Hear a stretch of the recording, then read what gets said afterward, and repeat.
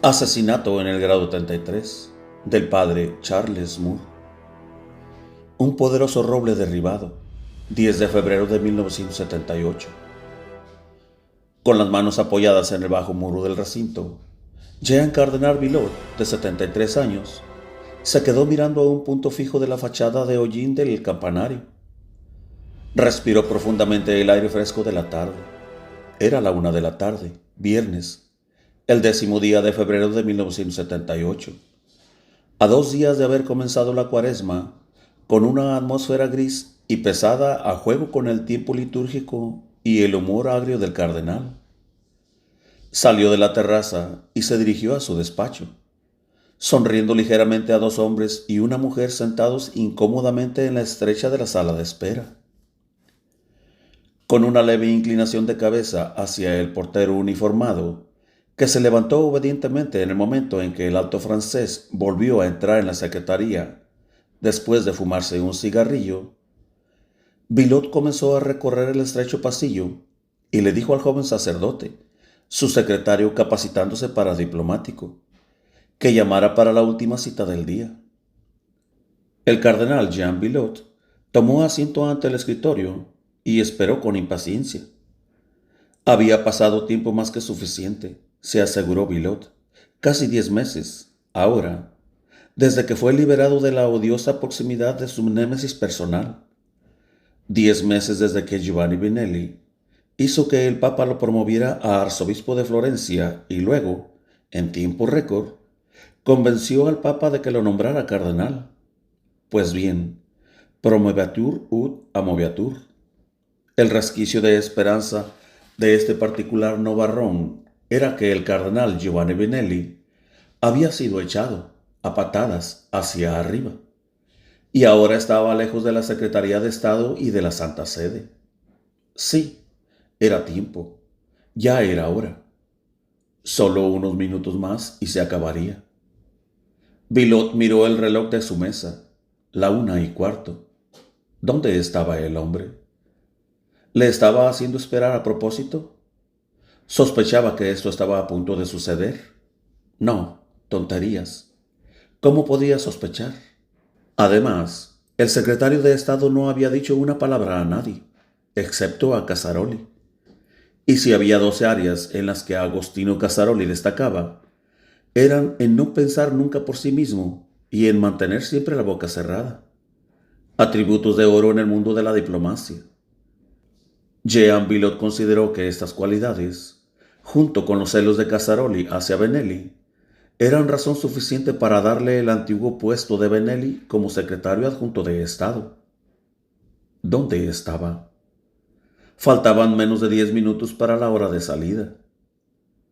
Benelli había sido una gran espina en el costado de Villot durante todos estos años en que se vieron obligados a trabajar juntos. Pero ahora, como cardenal, el toscano no solo sería un actor importante en la próxima elección papal, sino que sería su principal adversario. No es que Villot se hiciera ilusiones de convertirse en el próximo papa, no. Su temor era que Benelli fuera elegido. En cualquier caso, había llegado el momento de saldar algunas cuentas antiguas, una con una a causa remota de hace 4 años.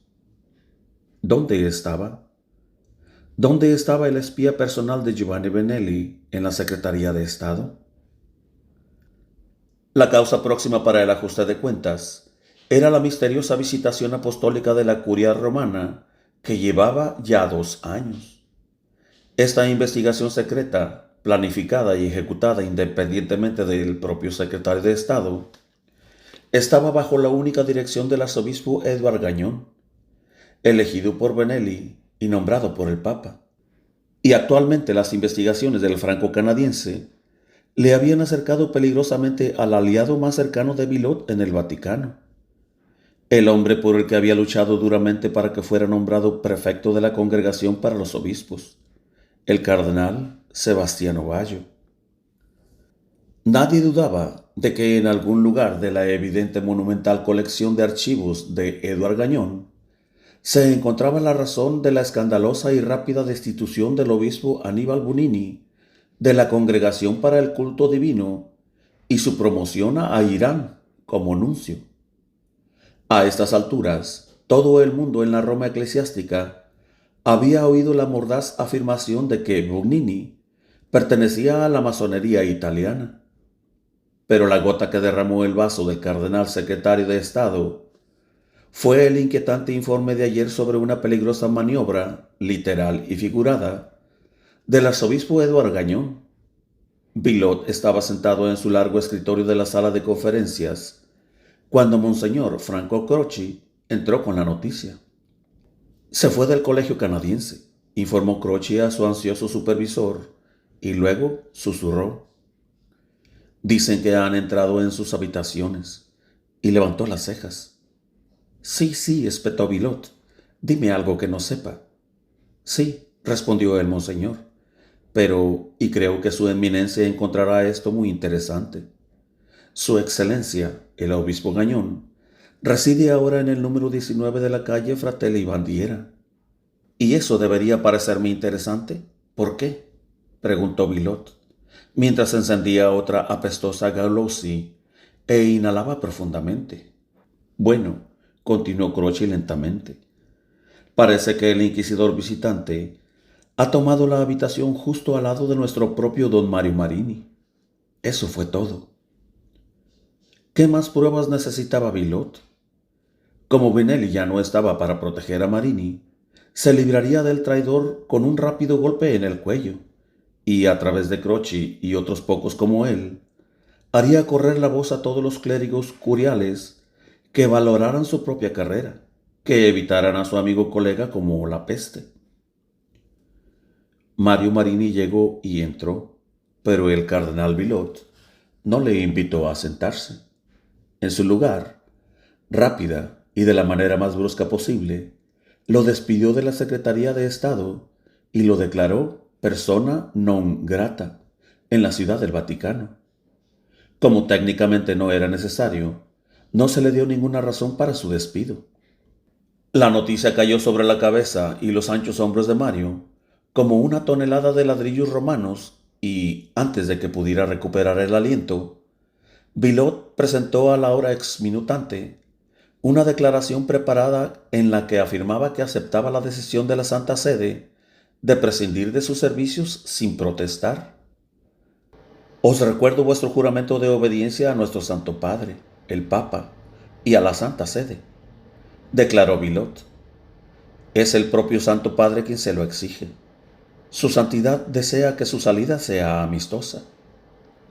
Con la cabeza dando vueltas por la conmoción del coup de grace, golpe de gracia, y la brutal brusquedad de su ejecución, Mario Marini, bolígrafo en mano, se inclinó y estampó obligatoriamente su nombre en el papel. Luego, sin decir nada, volvió a su escritorio. En una niebla mental, recogió sus pertenencias, sabiendo que no se le daría una segunda oportunidad para recuperar lo que dejara atrás. Ahora, en una confusión casi total, de alguna manera el sacudido sacerdote logró llegar al cortile de Belvedere, subir a su Fiat y salir de la Ciudad del Vaticano por la puerta de Santa Ana. Cómo llegó a casa sin tener un accidente siempre será un misterio para mí. Desde mi sillón de lectura de la esquina, a medio camino de la Sofrance de Nedonchelle, oí el Fiat que se acercaba a mi ventana, y luego el fuerte tirón manual del freno de mano de emergencia, movimiento característico de Mario. 2 minutos después, el propio Mario estaba de pie en el centro de mi habitación, habiendo entrado sin la habitual llamada previa a la puerta. Estaba allí, pálido y sin palabras. Había una mirada perdida en sus ojos que nunca antes había visto. «Dios mío, hombre, parece que has visto un fantasma», exclamé. «Creo que sí», murmuró. «El mío». Dejó caer de sus brazos su bolsa de cuero rellena de libros y su caja de papeles sobre mi mesa. Me puse de pie de inmediato, le acerqué una silla y, aunque era mediodía, busqué detrás de mi colección de la Suma Teológica. No tenía ni idea de lo que le había pasado, por supuesto, pero sabía lo suficiente como para sacar la botella de Vecchia Romana. Permaneció en silencio mientras le servía 2 vasos cortos de etichetta nera. Mario se bajó la bebida de un solo trago, otra primicia para mí. Le ofrecí un segundo trago, pero lo rechazó. Hoy fue mi último día en el Vaticano, murmuró. ¿De qué estás hablando? Levanté la voz y el tono, sin estar seguro de haberle oído bien. Habló despacio. Escuché con atención, asimilando todas y cada una de sus palabras, tratando de no mostrar mi propia y profunda conmoción al contemplar, por primera vez, la sólida fortaleza de mi amigo reducida a un hombre indefenso y destruido. De vez en cuando interponía una pregunta para evitar que se desviara del tema. Desde mi infancia, he dado lo mejor de mí en una emergencia. Era el primero en apartar a los curiosos en la escena de un accidente, para poder meterme en medio de la crisis y hacer algo al respecto. Era el que separaba las peleas, el que se quitaba la camisa y vendaba una cabeza herida, mientras los demás se limitaban a mirar. Estaba atento al toque de corneta, y aquí estaba mi amigo, que necesitaba urgentemente primeros auxilios. ¿Y Benelli? Cuestioné con firmeza. Benelli sabrá qué hacer. Todavía no has hablado con él, ¿verdad? No. Cambié de opinión a mitad del camino. Pensándolo bien, no haremos nada hasta que Gañón llegue a casa. Así es, afirmé. Esperaremos a Gañón. Es un amigo y un abogado. Él sabrá qué hacer. Sí, murmuró Mario. Gañón lo sabrá. Mi corazonada, Mario, es que esto tiene mucho más que ver con Benelli y con la investigación de Gañón que contigo. Contigo personalmente. ¿Me equivoco? No, no, dijo Mario tomando aire. Y como un volcán en erupción, no te equivocas. Ese desgraciado siempre ha odiado a Benelli. Lo odia aún más ahora que es un cardenal y potencialmente papa. Me odió en el momento en que Benelli me presentó a él. Bien, me quedé temporalmente satisfecho. Entonces tú y yo esperaremos a que Gañón llegue a casa. Hablaremos de las cosas con él. Deja que Gañón sea tu primera línea de defensa. Probablemente te dirá que hables con Benelli, pero esperaremos a Gañón. Espera y verás. Tienes razón, dijo ya ligeramente animado. Y trata de no sorprenderte cuando Benelli no lo esté, añadí. ¿Qué? ¿Qué fue eso? Preguntó con una mirada muy confusa. Digo, trata de no sorprenderte cuando descubras que Benelli no se sorprenda por lo que te ha pasado hoy, aclaré. Quiero decir que en Roma no pasa nada importante sin que Benelli lo sepa. No importa en absoluto que esté en Florencia. No importa ni un poco. Benelli podría estar en la luna. Sus oídos y sus ojos seguirían estando en Roma. Ya tiene que saber. Revisé mi reloj. Lo que ha pasado entre tú y Bilot. Por supuesto, Mario trató de ser positivo. Ya tiene que saberlo. Aceptó.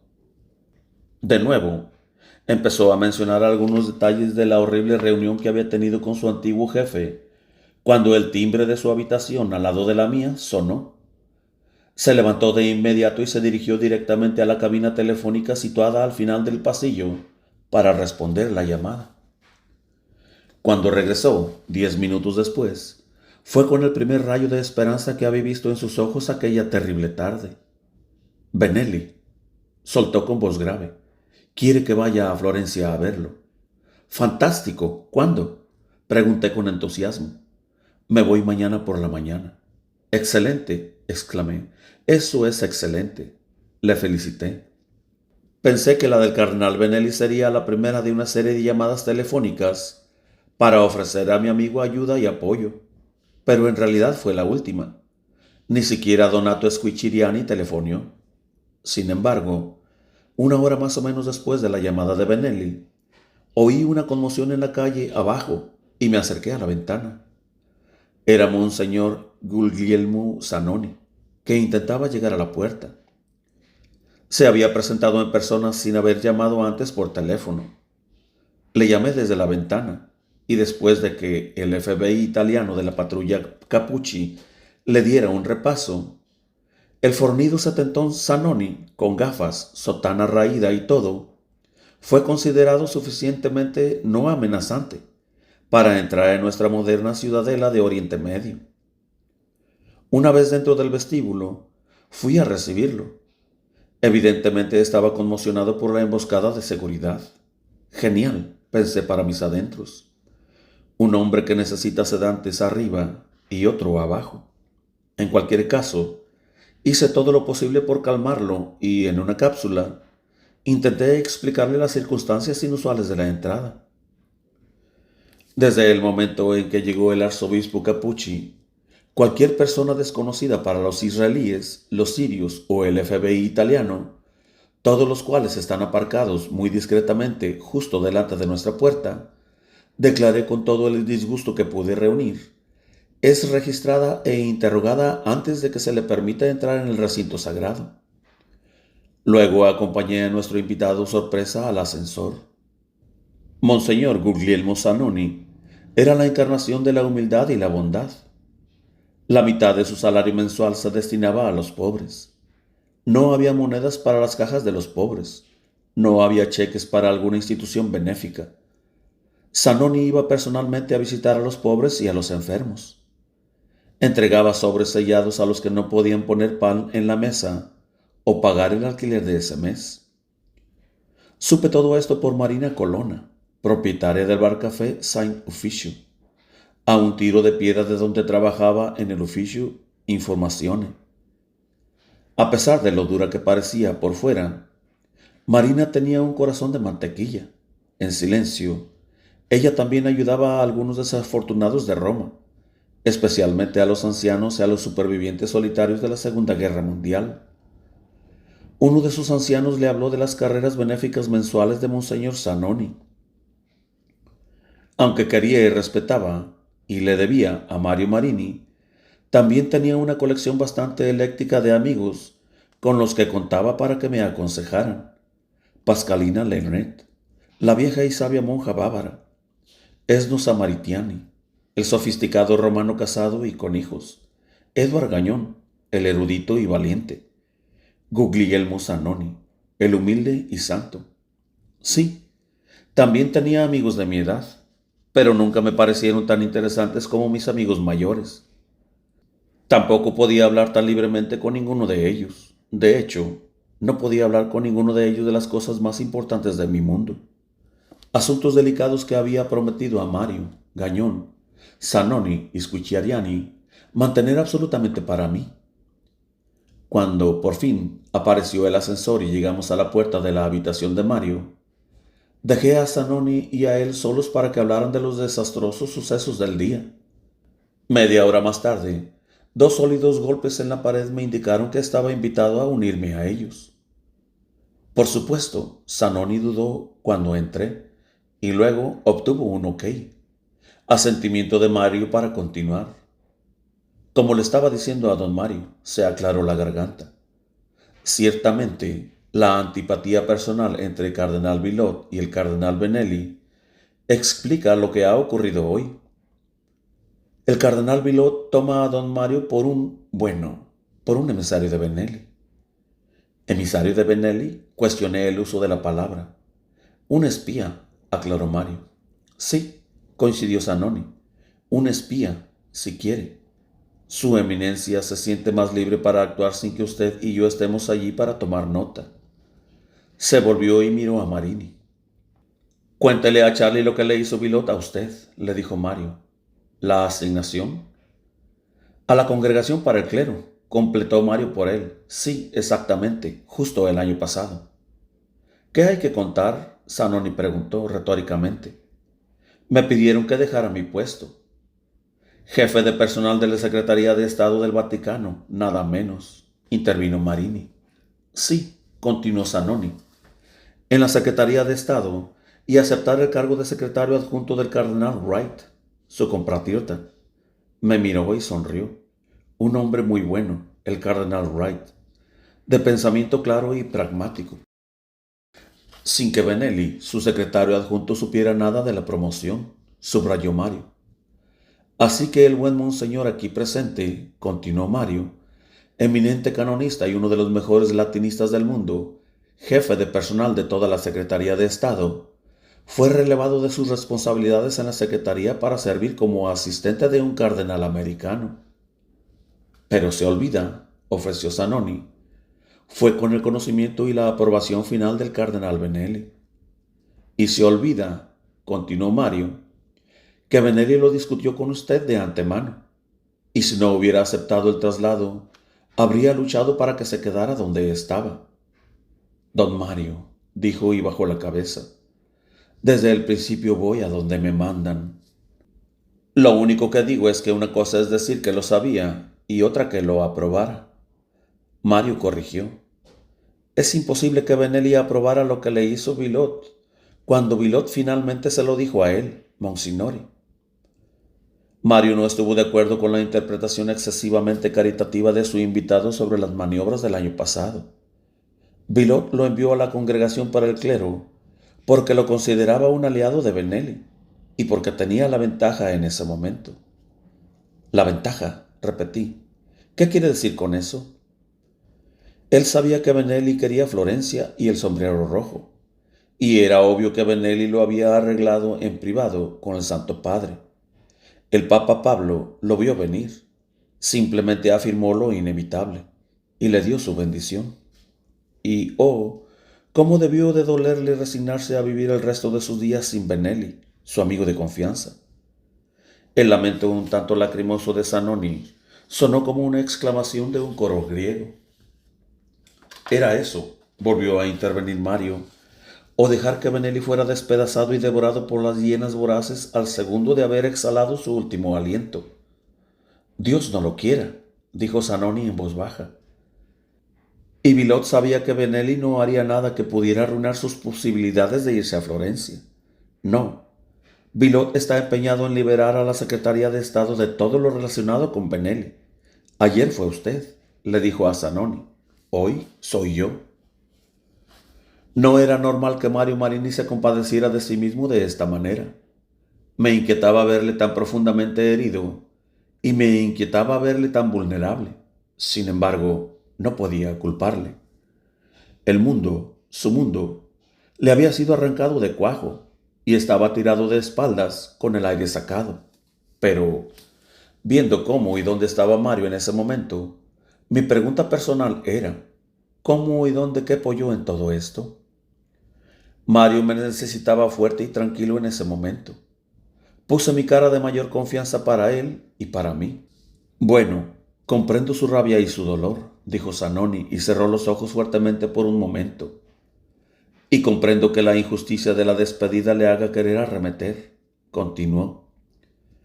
Pero me temo que esta batalla, y no la minimizo, caro Mario en absoluto, pero me temo que la injusticia que se le ha hecho hoy lo está cegando ante la guerra mucho más grande que se está librando, dijo. Ahora, en estos mismos días, el futuro de la propia Iglesia depende de un hilo. ¿El próximo cónclave? Fui lo suficientemente impertinente como para mencionarlo por su nombre. ¿Eso es lo que quiere decir? ¿Podría haber algo más crucial? Respondió Monseñor a mi pregunta con la suya.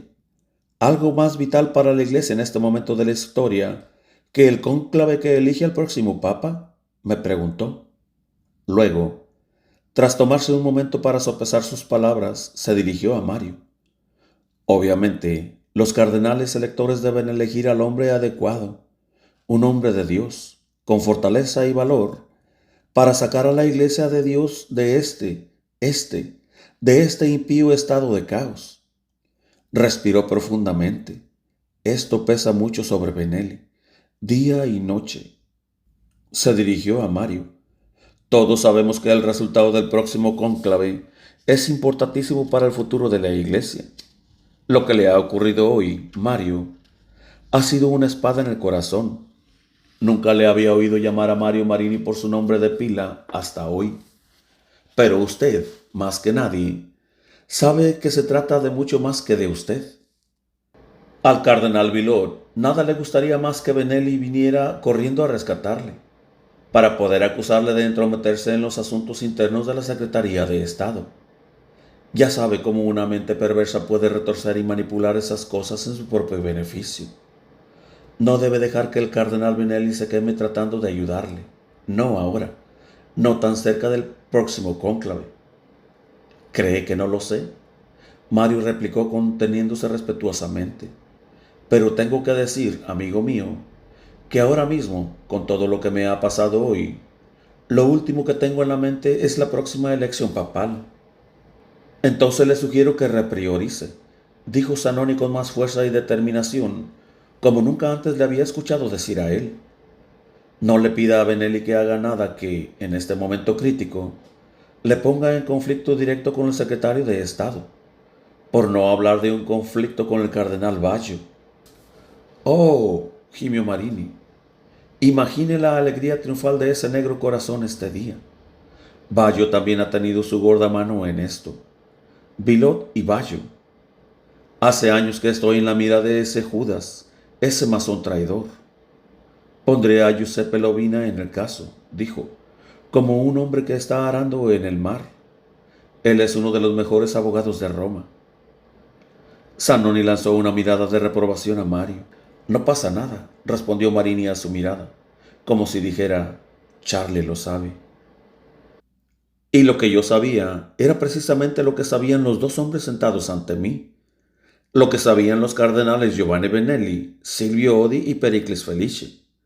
Sabía lo que sabía el antiguo prefecto de la asignatura apostólica, el cardenal Dino Staffa, quien semanas antes de su reciente fallecimiento había entregado a Edward Gagnon todas las pruebas que tenía sobre el asunto masón de Bugnini y Baggio, y, naturalmente, sabía lo que sabían los cardenales Baggio y Villot, y lo que sabía el recién nombrado nuncio en Irán, el obispo Aníbal Bugnini. Lo sabía todo demasiado bien. Ver a Mario tan alterado, tan fuera de sí, me hizo hablar claro. Yo digo, no tomes ninguna decisión ni hagas nada hasta que Gagnon llegue a casa.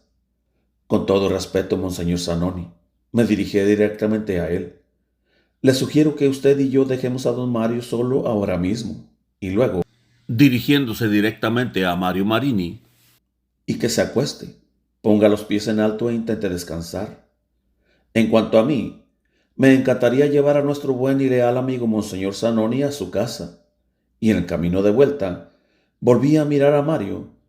Me detendré para llevarte algo de comer. Eso es lo que yo digo, añadí enfáticamente. Increíblemente mi voz, la voz de la razón, fue registrada por mi audiencia de dos.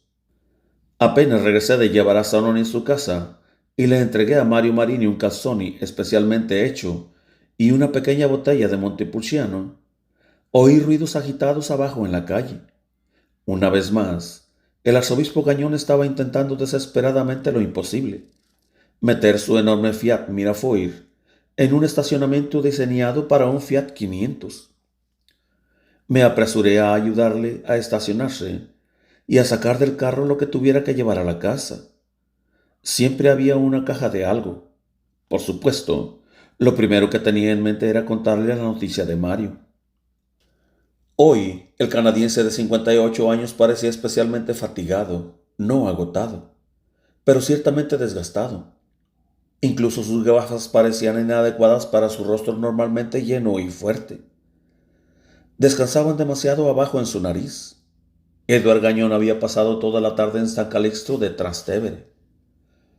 Antes de que yo pudiera decir una palabra sobre Mario, empezó a idear algunas quejas sobre su propio día, entrevistando a gente que me pidió que no me reuniera con ellos en sus propias oficinas del Vaticano. Incluso dentro de San Calixto, algunos pidieron hablar conmigo en la terraza, otros en el jardín. Uno incluso pidió ser entrevistado en el estacionamiento. ¡Qué día!, gimió en voz baja y concluyó con uno de sus dichos franceses favoritos. Et voilà pourquoi votre fille est muette. Nota: esta es una línea de Medicine malgré lui, de Molière, y significa literalmente, y así, por eso su hija es muda. Es la conclusión de un larguísimo galimatías de terminología absurda de Sganarelle, el curandero que pretende dar un diagnóstico médico. Al arzobispo Gañón le encantaba citar la frase para expresar toda una serie de acontecimientos, terminando con «ahí lo tienes y ahí estás». Fin de la nota. Entonces, entre la reja y la puerta principal, lo solté. Mario fue despedido de la secretaría esta mañana. Bilot lo despidió. No le ha dado ninguna razón.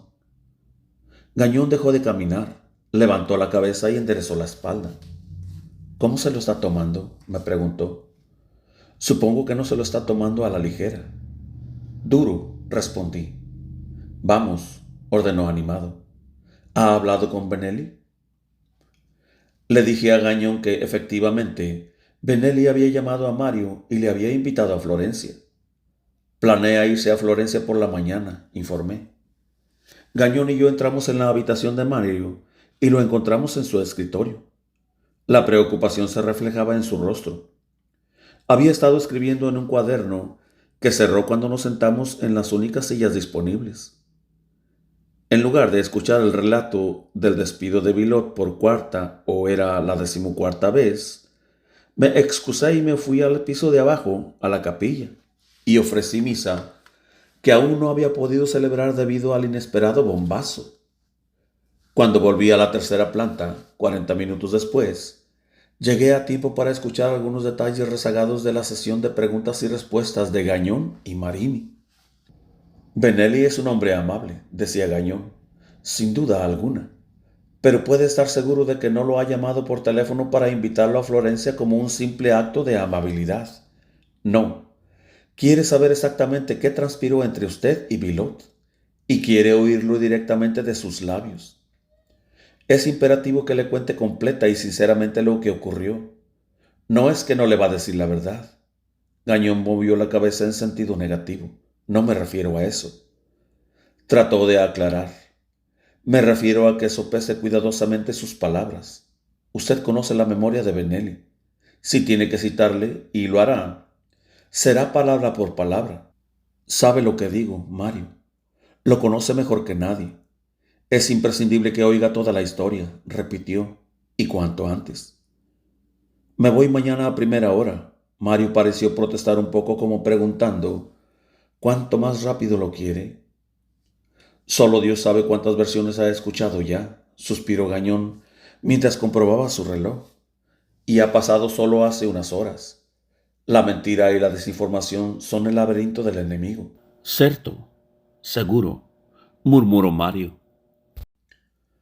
«¿Puedo añadir una cosa más?», preguntó el arzobispo. «Por supuesto». «Sé lo molesto que está. Lo que le han hecho es diabólico». Se ajustó las gafas. «Pero no se sorprenda, ni por el amor de Dios se enfade, cuando Benelli le aconseje que sea paciente y espere, que no hay nada que puede decir o hacer en este momento. Cuando se lo diga, créale». «No entiendo», añadí mi modesta objeción. «¿Cómo es que Benelli no puede hacer nada?». «Ahora no, no en este momento». Eduard Gañón apretó los labios con fuerza y esperó un momento antes de continuar. El momento sería terriblemente equivocado. «Por eso Bilot ha esperado hasta ahora, después de que Benelli se hubiera ido hace tiempo, para actuar», me explicó Mario. «Puede que tenga más razón de la que cree», reflexionó Gañón. Se sonrió ligeramente. «Ayer llamé por teléfono al secretario de Estado para una actualización. Mi trabajo en la investigación está prácticamente terminado. Solo falta meconografiarlo y editarlo. Por supuesto, solo yo puedo hacer la edición». Puso los ojos en blanco y suspiró. «No hay nada más que añadir o quitar. El borrador final debería estar listo para presentárselo al Papa el mes que viene», nos anunció a los dos. El cardenal parecía muy satisfecho con la noticia. «Eso es lo que me tiene preocupado». «No entiendo», dije. La expresión más bien severa de la cara de Mario me dijo que no interrumpiera al buen hombre. Estaba demasiado alegre, demasiado ansioso por complacerme, es decir, hasta que maticé mi petición. Le dije que pedía una audiencia estrictamente privada, como si dijera sans votre éminence. «¿Le dijo eso?», pregunté con incredulidad. «Nah, Gañón se burló con una carcajada. Claro que no. Le he dicho que como sí. Lo dijo para aclarar el asunto en beneficio de la mitad ingenua de su público. ¿Cómo reaccionó a eso?, preguntó Mario con seriedad. Disgustado, irritado, dijo Gañón, y una vez más sonrió ligeramente. Esta gran noticia levantó instantáneamente los ánimos de Marini. A mí no me hizo ningún daño tampoco. Sin embargo, sabía que no debía presionar más, que no debía hacer las preguntas para conocer las respuestas que tanto Mario como yo estábamos ansiosos por saber. ¿Se avecinan grandes cambios en la curia romana? Muchos burócratas del Vaticano ya aclamaban o culpaban a Edward Gañón, según el lado de la línea de demarcación masónica en que se situara el burócrata en particular, por el súbdito ascenso del obispo Aníbal Bonini a Irán y la salida de Roma. Eso fue hace 2 años. La investigación de Gañón ya tenía 1 año de haber comenzado. Con el informe final de Gañón, que pronto se presentaría al Papa, todo tipo de preguntas llenaban mi cabeza. ¿Se restauraría la disciplina y el orden en la iglesia? ¿Para sus sacerdotes? ¿Para sus religiosos? ¿En sus seminarios? ¿En sus escuelas y universidades? ¿Volverá a celebrarse la antigua liturgia? Estaba a punto de terminar el nefasto reinado del cardenal Sebastiano Baggio. De ser así, ¿tendría Baggio espacio en equipaje para llevarse al cardenal Jean Villot? Pero nuestro sufrido amigo Mario tenía una pregunta muy personal que quería que se respondiera. Cuando Gañón se reuniera con el Santo Padre a solas, sin Villot ni nadie más, ¿le explicaría su injusta situación? Sin embargo, Marini sabía que era mejor no preguntarle eso a Gañón en ese momento. No diría ni haría nada sin consultar antes con Benelli, y eso ocurriría en cuestión de horas. El arzobispo Gañón se levantó, le aseguró a Mario que rezaría por él, le animó e instó en que no se desesperara. Le instó a seguir siendo el hombre fuerte y de fe inquebrantable que él conocía. Pensó un momento y le preguntó si podía pasar más tarde por una carta para que Mario se la entregara al cardenal Benelli cuando lo viera. Considere lo hecho, aceptó Mario Marini en voz alta.